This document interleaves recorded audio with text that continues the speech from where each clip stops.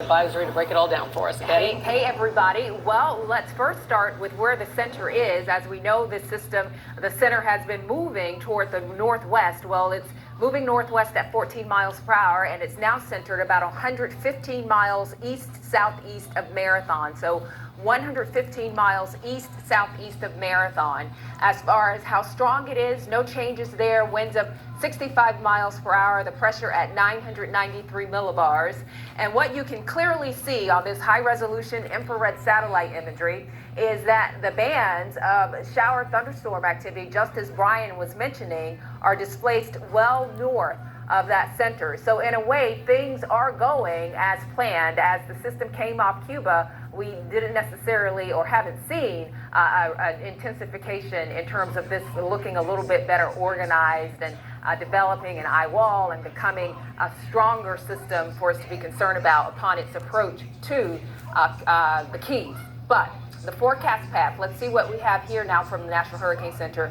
Really not much changing in the thinking. It continues to approach tonight and then overnight crosses the Keys, heads out over the Gulf of Mexico water. So it heads over the Gulf of Mexico side as we're moving through the day, the early morning hours on Monday. It is forecast still to become a Cat 1 hurricane once it gets over into the Gulf, but at that point it's making a curve over the Gulf and heading northward over the eastern Gulf, and Wednesday, Thursday. So into this entire week, we have to keep a watch on this, as with the way the cone is now, after it makes its way across the Keys, once it heads back out over toward the Gulf, it may very well be headed for a landfall across north central Florida, or northwest Florida, I should say. So the bottom line is it's still a system we're going to have to pay attention to.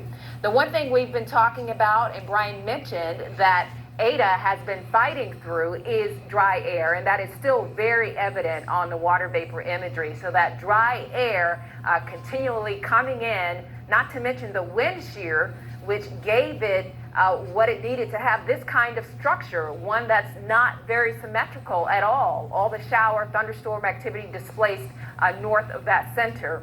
And this is wind particles we have on here. These lines, these arrows, so to speak, they represent what's happening higher up in the atmosphere. We talk about the dry air, and then there's also the wind shear, but with the way these lines are flowing, about 35,000 feet in the air, this is that entanglement with the upper level trough that we've been talking about. And you see that little counterclockwise swirl. You can almost see how Ada is involved with that upper level trough and that upper level low that it's going to sort of get together with. But the takeaway for us is still the same. We are going to have these rain bands pushing in, offering up a lot of rainfall, as well as winds that gust to tropical storm force. So do note on this Doppler radar, we're into some pretty bad weather now, and it only worsens with the rain bands that we have offshore that are going to be pushing in. So winds for Miami, northeast gusting to 26 miles per hour.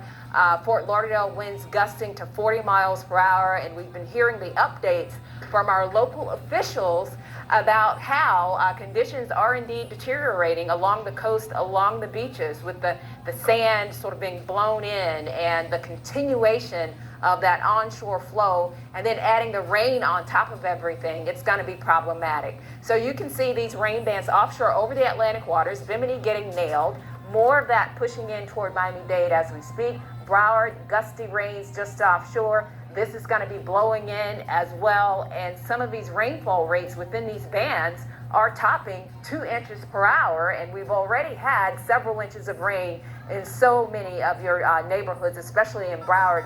What you're seeing is how Broward is just getting nailed, and the rain it's just going to keep on coming at us. It's just going to keep coming as it extends all the way out over the Atlantic waters with this band, and is aimed right at Broward County. And then this band that Brian talked about, that looks as though it moves in around Miami-Dade. And then the Keys will get a band as well. I'm expanding out the view just to show you how things are looking. So here's that center of circulation. If you're wondering where's the center in relation to Miami, it's 140 miles south-southeast of Miami. And this is a really good illustration of the fact that the rain bands are on that north and east side. You see that? So there's the center and all the nasty weather is way up here. If I can delete that. Okay, so the tide schedule for tonight, flooding an issue because of all the rainfall. Then you've got the onshore flow.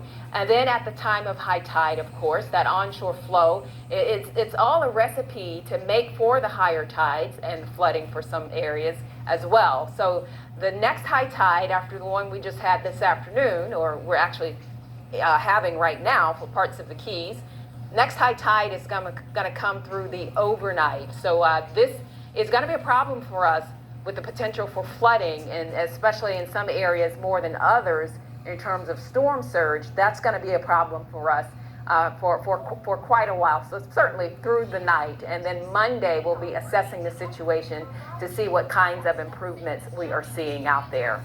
So that is the very latest from the National Hurricane Center. This should be updating shortly. The hurricane watch has been shaved off for Broward County, but the Keys still officially under a hurricane warning, and we'll detail that in a few. Well, thank you, Betty.